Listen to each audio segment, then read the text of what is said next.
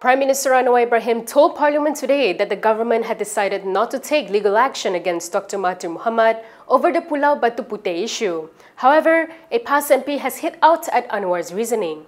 Meanwhile, civil servants are being told to defy a government warning and join the Turun Anwar protest this week. Stay tuned for this and more on KiniNews. Prime Minister Anwar Ibrahim said the cabinet has decided not to pursue legal action against Dr Mahathir Mohamad over Pulau Batu Puteh. The reason is due to his old age. They also look into account Mahathir's status as a former Prime Minister. Kita ambil keputusan kerana dia melibatkan mantan Perdana Menteri yang umurnya 100 tahun. Apakah dia tak salah? Dia salah. Apakah perlu ambil tindakan? Saya di Jemaah Menteri, saya bersetuju jangan ambil tindakan. Kalau ambil tindakan, Kota Baru yang akan jerit kata kita tidak adil. Tapi saya tanpa melibatkan soal ini, kerana umur dah 100 tahun, salah besar dalam hal ini. Tetapi kita tak payahlah teruskan. He was responding to a question regarding maritime boundaries between Malaysia and Indonesia in the Sulawesi Sea when he touched on the Pulau Batu Puteh case. Last year, the Royal Commission of Inquiry on Batu Puteh, Batuan Tengah, and Tubir Selatan recommended a criminal investigation be launched against Mahathir.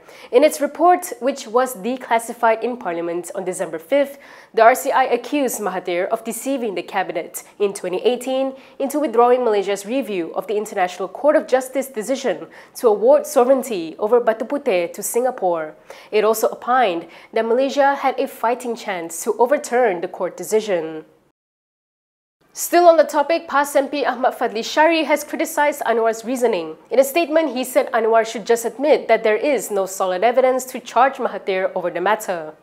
Fadhli pointed out that Anwar's excuse doesn't hold water. He said if you're talking about the age factor, MACC just seized former finance minister, the late Daim Zainuddin's assets despite his passing. Fadhli also argued that Mahathir wouldn't delay any court proceedings nor seek immunity if charged. He said in all probability, the old man will defend himself without fear in court. He added that he didn't want to defend Mahathir, but was just sick of Anwar's excuses and told him to step down. Civil servants are being told to ignore a government warning against joining the upcoming Himpunan Turun Anwar rally. In a statement, Lawyers for Liberty Director Zaid Malik called Chief Secretary Shamsul Azri Abu Bakar's warning unlawful and desperate. He said the statement lacks any basis in law and is plainly contrary to the federal constitution, which guarantees the right to freedom of expression and the right to peacefully assemble. Zaid accused Shamsul of forgetting his oath to uphold the country's highest law. He insisted it's legal and appropriate for civil servants to join the rally this Saturday if they choose. LFL pledged legal help if any government staff face action for exercising their rights. Zaid also dismissed the argument that attending the rally would go against the Rukun Negara principle of loyalty to king and country. He said it was plainly absurd and stressed that the PM is an elected official, not a monarch. He added that criticizing the Prime Minister doesn't mean betraying the country, as the PM's mandate comes from the people. Zaid reminded the government that criticism, dissent, and protest are inherent to democracy and should not be characterized as disloyalty, which would represent a fundamental misunderstanding of Malaysia's constitutional framework.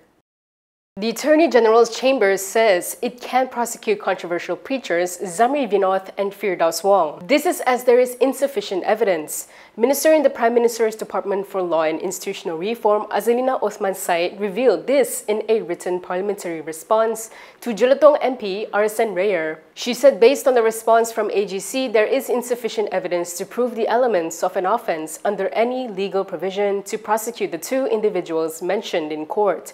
However, Azalina stressed that the case did not stop there.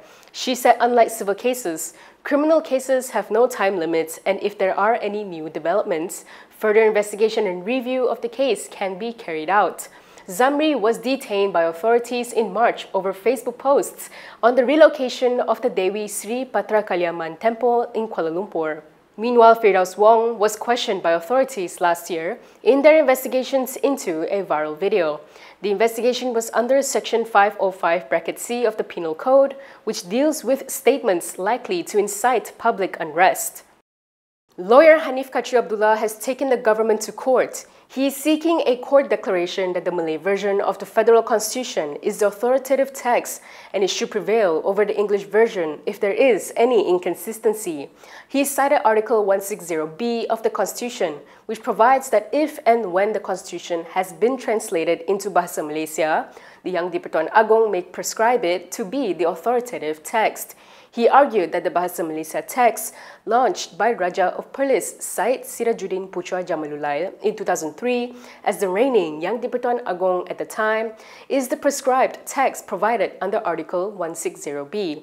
Hanif added that a letter from January 16, 2025 shows the former king even asked the Attorney General's chambers why it's still not in force. While the letter was raised during single mother Law Siu Hong's unilateral conversion case against the Perlis religious authorities last year, Hanif contended the matter was not fully adjudicated. He said it is a breach of the government's constitutional duty to take all necessary steps to implement all lawful governance processes and procedures, including the upholding and empowering of the national language. He added that it is highly unreasonable for Malaysia to still not possess an official and authoritative text of its constitution in its own national language, more than 6 decades after gaining independence. If you like the stories we produce, consider supporting us by subscribing to Malaysia Kini. Click the link in the description below or scan the QR code on your screen to subscribe.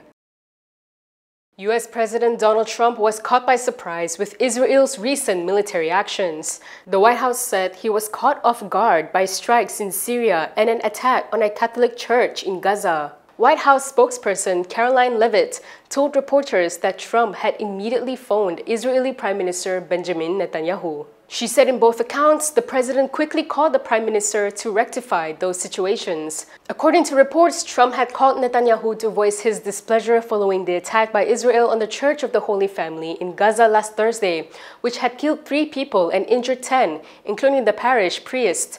Trump was also surprised by Israeli airstrikes near the presidential palace and on the general staff headquarters and defense ministry in Damascus, Syria. According to TRT Global, Leavitt said that Trump saw the Gaza conflict as getting prolonged and increasingly violent. She said Trump doesn't like to see that and wants the violence to stop, a ceasefire in place and hostages freed. Yesterday, Prime Minister Anwar Ibrahim signaled that the government would not obstruct a vote of confidence from taking place in Parliament. This came amid a push from the opposition for him to step down. Anwar said he had spoken to Dewan Rakyat Speaker Johari Abdul to ensure that if such a motion is tabled, it would take place immediately.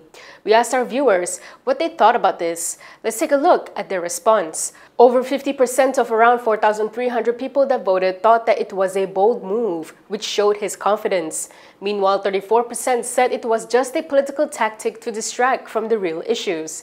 13% said that they should push for a vote of confidence in Parliament following the democratic process. Several of the voters commented how Anwar was confident as he knows he has the support from the government MPs. One voter said, "It is a waste of time as previous votes in Parliament had already shown that Anwar had the support and it would be better to focus on more important issues." What are your thoughts on the matter? Share your views in the comment section below. Before we go, let's take a look at more headlines from today.